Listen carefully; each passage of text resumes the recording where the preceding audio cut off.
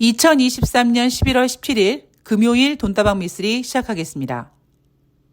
주식이란 둠칫둠칫 리듬을 타는 것이다.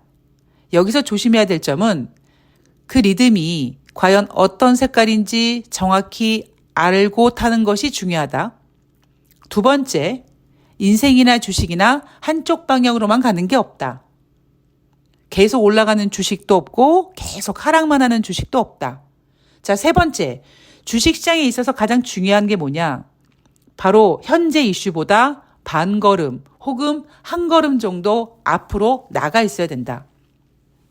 이 세 가지 원리는요, 주식시장에서 가장 중요한 원리 중에 포인트만 뽑으면 이 세 가지 정도로 요약할 수 있을 것 같습니다. 이제 여러분들께서는 이 세 가지 원리를 가지고 주식시장에 접목시키면서 주식시장을 알아가시면 아마 그동안 매매하셨을 때보다 훨씬 더 쉽게 매매하실 거예요. 라고 말씀을 드리고 싶지만 여러분들께서는 미쓰리 아직 아니에요. 아직 멀었어요. 라고 하실 겁니다. 자, 오늘은요, 제가 제시한 세 가지 중에 세 번째를 좀 중심적으로 이야기를 하고 싶은데, 미쓰리 생각은 이런 거죠. 지금 미국 경제 좋다, 안 좋다? 안 좋다. 그러니까 지금 현재 갑자기 안 좋아진 게 아니라 경제는 흐름인데 미쓰리가 매일 아침마다 눈 떠가지고 미국 경제 지표를 모는 종이에다가 점 찍어 봤더니 길게는 15개월, 짧게는 9개월, 10개월 전부터 미국 경제는 정점을 찍고 흘러내리기 시작했다. 미국 입장에서는 아니야 무슨 소리야 우리 고용 좋아 라고 주장을 했지만 고용이 좋은 이유조차도 경기 둔화와 연결이 되어 있고 최근 그렇게 좋다고 했던 고용 지표조차 좋지 못하죠. 그래서 미쓰리가 뭐라고 얘기합니까? 2023년 하반기 연준은 금리 인상을 못할 것이다 라고 예언을 했고요. 그리고 지금 현재 미쓰리가 어떤 예언을 합니까? 연준은 내년 연말 그리고 시장은 내년 여름이라고 얘기하지만 저는 일찍이 6월 달보다는 앞당겨서 금리 인상을 하게 되지 않을까요? 라고 얘기를 했고 거기에 대한 근거로는 지금 미국의 기준금리 5%가 상당히 고통스럽다. 그리고 지금 현재 미국은 경기가 좋지 않기 때문에 이 문제를 해결하기 위해서 분명히 미국은 금리 인하 카드를 만지작 거릴 건데 문제는 미국은 자존심이 강한 나라고 쓸 카드가 많은 나라이기 때문에 어이구 우리 미국 경제가 안 좋아가지고 금리를 인하해야겠어요라는 얘기는 못할 거예요. 어떻게 해서든지 다른 핑계를 대겠지만 결국 그 모든 핑계는 경기 둔화입니다. 자, 인생이나 주식이나 한쪽 방향으로만 가는 게 없다. 그동안 주식이 올라간 이유가 뭐라고 말씀드렸습니까? 전문가들은 지난주 금요일 뉴욕 증시가 상승한 이유 저가 매수세 유입, 반발 매수세 유입이라고 했고 월요일 날 뉴욕 증시가 혼자서로 마감했을 때 무디스가 신용등급 강등을 예고했음에도 불구하고 잘 지켰는데 정말 이해가 안 가잖아요. 신용 강등이 결코 호재가 될 수 없음에도 왜 뉴욕 증시는 그날 혼자서로 마감했을까? 그거를 정확하게 인식하고 투자자들에게 말해주는 전문가는 없었습니다. 그래서 미쓰리가 뭐라고 짚었냐면 여러분 지금 미국 주식시장이 상승하는 이유는요. 금리 인상을 더 이상 할 수 없을 거라는 호재, 앤드 더 나가서 조금의 MSG가 필요한데 그건 뭐냐면 내년에 금리를 인하하게 될 거라는 기대감 때문에 뉴욕 증시가 상승한다. 자, 그런데 미쓰리는 지금 내년 6월 달 안에 연준이 금리를 인상할 거라고 생각하고 있는데 그러려면 여러 가지 명분이 필요하거든요. 뭐 중국 경제가 안 좋다든가 뭐 아니면 미국 경제는 이미 안 좋아 있고요. 뭐 다른 어떤 이슈, 뭐 지금 팔레스타인에서 벌어지고 있는 어떤 지정학적인 어떤 리스크도 문제가 될 수 있다. 뭐 여러 가지 핑계를 대서 금리 인하 얘기를 할 겁니다. 그러면 지금 11월이니까 내년에 상반기 앞당겨서 금리를 인하하려면 지금부터 밑밥을 좀 깔아야 돼요. 그래서 11월 16일 목요일 뉴욕 증시를 보면 어떤 얘기가 갑자기 나오기 시작하냐면 경기 둔화 얘기가 나옵니다. 자, 오늘은 제가 국제유가 이야기를 좀 먼저 할게요. 국제유가는요, 뭐 시황도 마찬가지겠지만 국제유가는 저보다 잘 시황을 보는 사람을 못 본 것 같아요. 제가 지금 정확히 기억합니다만 9월 달이었죠? 예. 뭐 오펙과 오펙 플러스 회원국들이 연말까지 감산을 이어간다 이러면서 국제 유가가 막 88달러 그랬었습니다. 물론 90달러 넘어갔었어요. 9월 달에 90달러가 넘어갔죠. 제가 그때 왜 정확히 기억을 하냐면 우리 행운이가 뇌종양 판명을 받은 지 며칠 안 됐을 때예요. 그게 제가 거의 멘탈이 나갔을 때입니다. 그냥 진짜 아무 생각이 없었을 때예요. 근데 제가 이제 그래도 뭐 하다못해 이제 행운이 무지개다리 보낸 다음 날도 제가 방송을 올렸잖아요. 제가 슬픈 건 슬픈 거지만 그래도 주식이란 냉철하게 그리고 돈다방 미스를 기다려주시는 분들을 위해서 흐름을 놓치지 말아야 되기 때문에 제가 행운이가 무지개다리 건너간 다음 날도 제가 녹음을 했고 9월 초 같은 경우는요. 9월 달 한 상반기 9월 달 한 중순까지는요. 제가 진짜 제정신이 아니었던 것 같아요. 그때 정말 몸무게가 갑자기 한 일주일에 5kg씩 빠지고 막 그랬었습니다. 그렇게 정신없는 찰나에 제가 돈다방 미스에서 뭐라고 얘기했냐면 국제 유가에 대한 이야기를 한번 언급해 드리겠습니다라고 해서 국제 유가를 했습니다. 그때 왜 제가 멘붕이 됐음에도 불구하고 행운이 때문에 정신이 없었음에도 불구하고 국제 유가를 했냐면 전문가들이 모두 100달러 넘어간다는 허공에 삽질하는 소리 했거든요. 그래서 제가 여러분 국제 유가 90달러는 넘어갈 수 있지만 100달러는 못 갑니다. 라는 이야기를 정확하게 짚어드렸죠. 그러면서 제가 국제 유가는 굉장히 순수한 녀석이어서 걔네들은 아주 정확하게 수요와 공급에 따라서 움직인다. 국제 유가가 100달러 가기 위해서는 글로벌 경제가 호황이어야지만 되는데 지금 오펙과 오펙 플러스 회원국들은 그들이 원하는 국제 유가의 가격은요 90달러 선이에요. 그런데 문제는 그렇게 감산을 해서 90달러까지는 올라와 있습니다만 그래서 전문가들이 100달러 간다고 부채질을 합니다만 미쓰리가 보고 있는 한 걸음 혹은 반 걸음 앞의 경제는 둔화될 거라는 걸 봤기 때문에 경기 둔화 즉 수요 감소 우려 요런 빌미를 붙여놓으면 국제유가는 올라갈 수가 없거든요. 그래서 제가 국제유가는 90달러 넘어갈 수는 있겠습니다만 100달러 못 가고요. 글로벌 경기 둔화 우려로 아마 국제유가는 다시 떨어질 겁니다라는 이야기를 9월 달에 해드렸죠.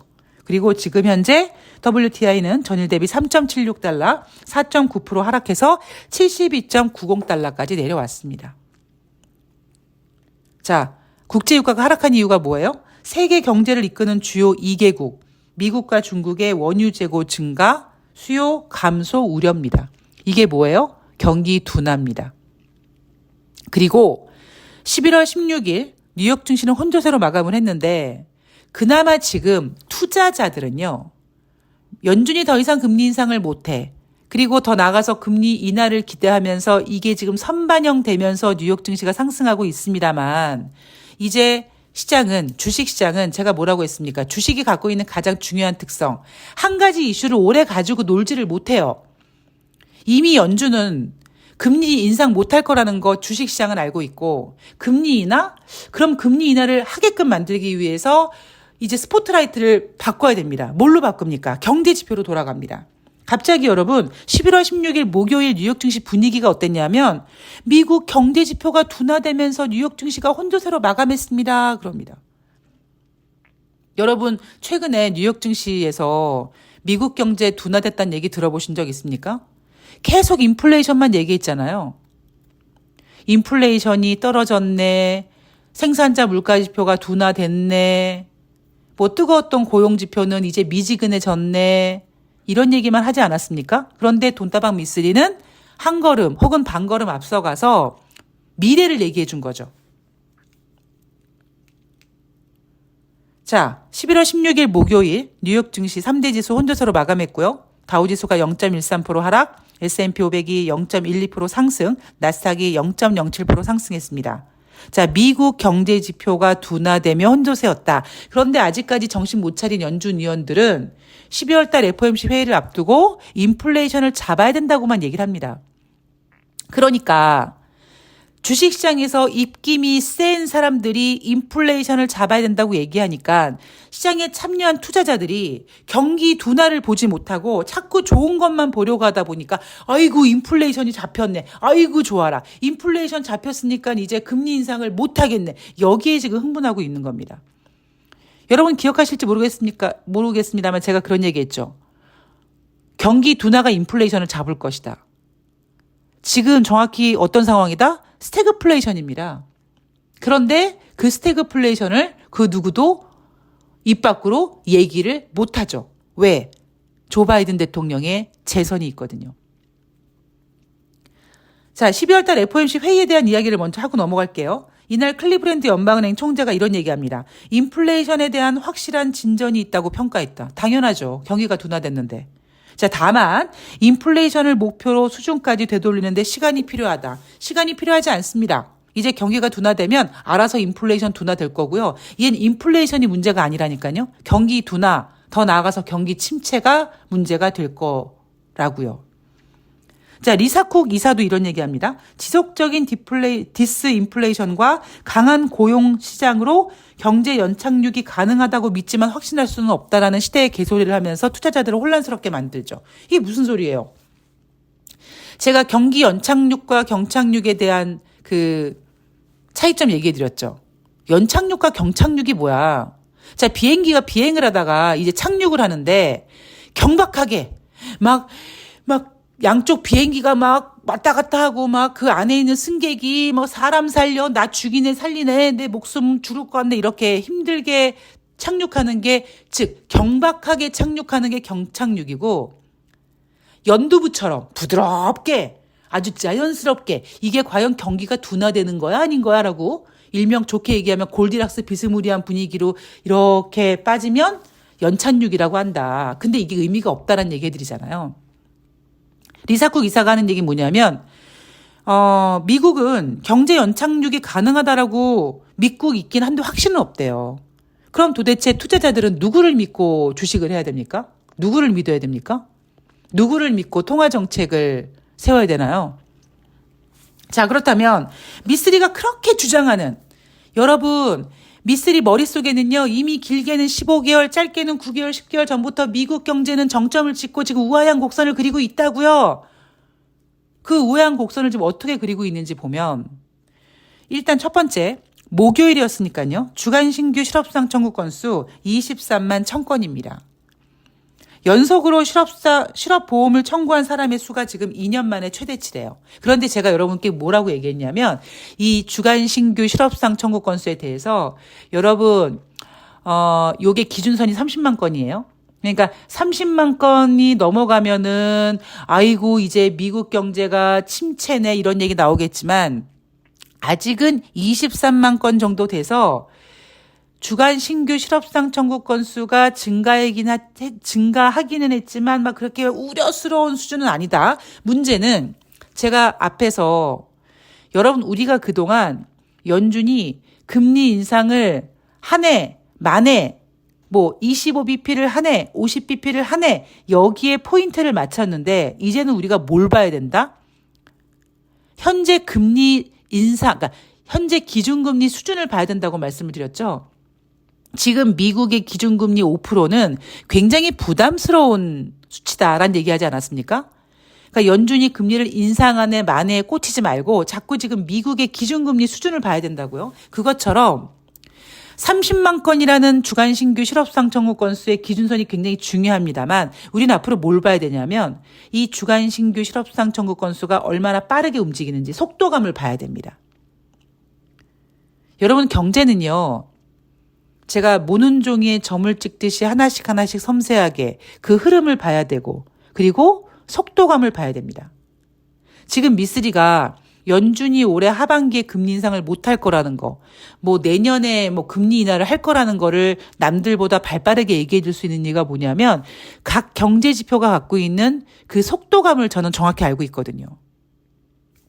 자, 여하튼 리사쿡 이사도 시장에 정확한 팁을 주지 못했습니다. 자, 주간 신규 실업상 청구 건수 23만 1000건이다. 자, 2년 만에 연속으로 실업상 청구 건수 신청한 사람 늘어났다. 요거 염두에 두시고 이제 앞으로는 이게 얼마나 빨리 증가되냐. 제 생각에는요. 아마 빨리 증가시킬 거예요. 한 25만 명 정도까지 빨리 갈 겁니다. 왜냐하면요. 그래야지만 연준이 금리를 인하할 수 있기 때문에. 자, 10월 달 미국의 수입 물가 전월 대비 0.8% 감소. 10월 달 산업 생산 전월 대비 0.6% 감소. 그리고 이제 월 중반으로 접어들면서 전미주택건설업협회에서 발표하는 11월 주택시장 심리지수가 34로 올해 최저 수준이라고 합니다. 여러분 저 최저 수준이라는 게 어떤 느낌이 드세요? 갑자기 막 50이었다가 34가 됐을까요? 아니겠죠.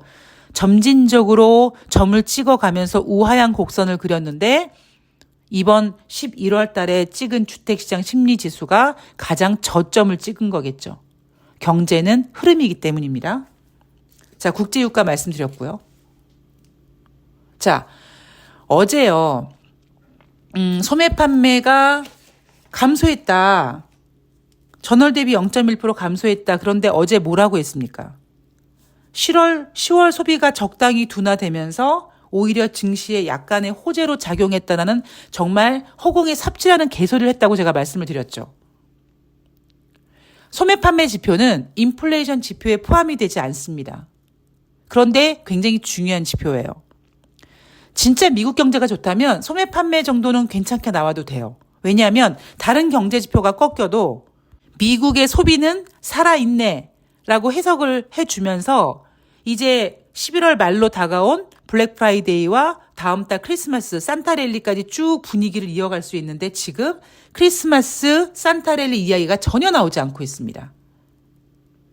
제가 봤을 때는요. 미국 경제 보고되고 있는 것보다 상당히 안 좋다고 생각하고 있어요. 그리고 그 이유는 뭐냐? 5%의 기준금리 수준 때문이라고 생각합니다. 그럼 이제 연준은 빨리 경제 지표의 스포트라이트를 비춰서 투자자들을 불안하게 만들고 전문가들에게 하여금 연준들에게 야 지금 금리 동결이 중요해 경제가 둔화되는데 빨리 금리 인하 카드 안 꺼내 이렇게 금리 인하 카드를 압박하기 위해서 경제 지표를 아마 부각시킬 겁니다. 다음 주에는 이제 주택에 관련 지표가 많이 나올 거예요. 자, 그럼 어떤 일이 벌어지겠습니까? 주택 지표 당연히 둔화될 겁니다. 기존 주택 판매, 신규 주택 판매 둔화돼요. 왜 둔화되겠습니까? 미국의 기준금리가 5%고 기준금리가 5%니까 미국의 주택 담보대출 같은 거 대출 당연히 5%보다 높겠죠. 그러면 다음 주에 발표되는 주택 관련된 지표가 부진할 것이고 그러면 주택시장이 이렇게 꺾이는 이유가 연준의 금리 인상 때문에 이렇게 된 것이다. 이렇게 되면 미국 경제가 안 좋아진다라고 얘기하겠죠. 미쓰리가 이렇게 자신하게 되는 이유 뭡니까? 미쓰리 머릿속에는 그동안 기존 주택 판매, 신규 주택 판매 지표가 머릿속에 있거든요. 어떤 그림을 그려주고 있는지 알고 있거든요, 저는. 근데 그동안은 얘기를 안 했어요. 그동안은 경제 지표가 둔화된다, 미국 경기가 둔화된다 이런 얘기 안 했어요. 제일 무서운 건 뭐냐면 가장 순수한 국제 유가는 알고 있었습니다. 그래서 국제 유가는 미쓰리 예상대로 9월 달에 90달러 넘어갔지만 100달러 못 가고 지금 70달러까지 내려왔어요. 이제 조금만 더 내려가면 60달러까지 갈 수 있을 정도로 많이 빠졌습니다. 가장 순수한 녀석인 국제 유가는 앞으로의 흐름을 미쓰리처럼 정확하게 알고 있고요. 수요 둔화될 것이다 알고 있는 거고 그동안의 미국은 제가 그랬잖아요. 7월 달 말에 앞으로 여러분 미쓰리가 이제 더 이상 미국이 크게 뺄 생각이 없어라는 얘기를 더 이상 안 쓸 것 같다. 올해 내내 맨날 그 소리 했는데 이제 8월 달부터는 그 소리 안 할 것 같다라는 이야기를 하면서 내놓은 근거가 뭐냐면 미국은 여전히 지금도 빼고 싶은 마음이 없죠. 문제는 미국이 빼고 싶지 않은 그 마음보다 현실적으로 미국의 기준금리와 글로벌 경기 둔화와 이런 모든 것들이 미국에게 주식시장을 막 화랑으로 만들 수 없는 그런 상황을 줄 거라는 겁니다. 자, 이제 좀 이해가 되셨는지 궁금합니다. 최근 제가 어제도 그렇고 이제 좀 질문들이 좀 올라오는데 죄송하지만 올려주시는 질문들이 제가 단답형으로 드리기에 좀 난해한 질문들이 있습니다. 예를 들면 미국 실물 경기는 안 좋지만 미국 주식시장은 괜찮다는 건가요? 라는 질문을 올려주신 분이 계신데 제가 뭐라고 답변을 드려야 될지 모르겠어요. 그러니까 미국 실물 경기 안 좋다고 말씀을 드렸고 오늘 11월 16일 목요일 뉴욕 증시 마감 현황에서 미국 경제 안 좋아요. 경제 지표 안 좋아서 미국 경기 둔화돼요. 라고 해서 혼조세로 마감을 했고요. 그런데 그동안 미국 주식시장은 좋았죠. 미국 주식시장이 좋았던 이유는 경제 지표와는 상관없이 연준이 더 이상 금리 인상을 못할 거라는 것에 대한 기대감 때문에 올라간 겁니다. 실물 경제와 주식시장은 따로 움직이고 특히 주식시장은 여러 가지 이슈를 다룹니다. 그런데 주식시장이 그러니까 정확하게 얘기하면 주식시장이 아니라 이 시장을 움직이는 어떤 큰 손이 시장으로 하여금 시장에 참여한 투자자로 하여금 야야야 딴 거 보지 마. 지금 연준이 금리 인상 더 이상 못할 거라는 거 여기에 집중해. 그러니까 주식시장 올려. 이렇게 보이는 거고 미쓰리는 그들이 비추는 스포트라이트를 보는 게 아니라 웃기고 있네. 나는 경제지표 볼 거야. 미국 경제지표 안 좋아.를 보고 있는 겁니다. 세상에는요. 제가 늘 말씀드리지만 주식은 수학이 아니에요. 주식엔 정답이 하나만 있는 게 아니거든요. 특히 제가 왜 국제유가를 순수하다고 얘기하냐면 국제유가는요. 정말 너무나 단순하게 수요와 공급으로만 움직여요. 제가 그랬잖아요. 만약에 막 국제유가가 막 가격이 떨어져. 왜 공급이 많아져서 그러면 어떻게 한다고요? 하다 안 되면 뭐 지정학적 리스크를 만들거나 하다 안 되면 송유관을 더럽히거나 송유관에 구멍을 뚫어놓고 야 송유관 구멍 이거 막아야 돼서 공급 못해. 그렇게 해서 공급 차질 우려감으로 국제유가를 띄울 정도로 국제유가는 굉장히 순수한 녀석이라고요. 그런데 주식시장은 그렇지 않습니다. 특히 대한민국 주식시장은 더더욱 그렇지 않아요. 그래서 제가 자꾸 여러분들께 세뇌하는 부분이 뭡니까? 여러분 주식은요. 이과가 아니라 문과고요. 문과 중에도 심리과고요. 절대 수학이 아닙니다. 공식이 아닙니다. 뭐 금융공학? 개코 같은 소리예요. 이런 얘기 해드리는 이유가 바로 그런 겁니다. 그래서 인간이 개인 투자자들이 할 수 있는 가장 지혜로운 방법이 뭐냐면 자꾸 과거 데이터를 봐야 돼요. 제가 아까도 뭐 지난주 토요일 뉴욕 증시가 혼자서로 마감했는데 뭐 반발 매수 얘기하고 월요일 날 무디스가 어쩌고 이런 과거 데이터 얘기를 계속 하지 않습니까? 이렇게 과거 데이터를 훑으면서 미래로 가는 거예요. 과거 데이터를 훑기 때문에 저는 연준이 이제 미국 경제가 안 좋아지고 그래서 이제 시장이 연준을 압박해서 금리 인하하게끔 만들 거고 그래서 연준은 내년 하반기 시장은 내년 여름이라고 하지만 미쓰리가 생각했을 때 내년은 초에 금리 인하할 것 같다라고 얘기할 수 있는 이유가 과거 데이터를 자꾸 훑으면서 앞으로 가기 때문입니다. 여러분 주식은 그렇게 하시는 거예요. 자, 오늘 돈다방 미쓰리가 준비한 내용은 여기까지입니다. 자, 저는 11월 18일 토요일 날 11월 17일 금요일 뉴욕 증시 가지고 찾아뵐 거고요. 그리고 11월 19일 일요일은 또 다음 주 중요 포인트 체크해서 가지고 오도록 하겠습니다. 자, 여러분 제가 오늘 오프닝에서 시장의 가장 중요한 핵심 포인트 3가지 알려드렸습니다. 물론 듣기에는 굉장히 쉬워 보지만 결코 내용이 어려운 건 아니고요. 어려운 이유가 뭐냐면 여러분들이 여러분들 걸로 못 만들어서 그래요. 하나씩 만들어 가시면 됩니다. 자, 저는 내일 방송에서 뵐게요. 좋아요 좀 눌러주시고요. 고맙습니다.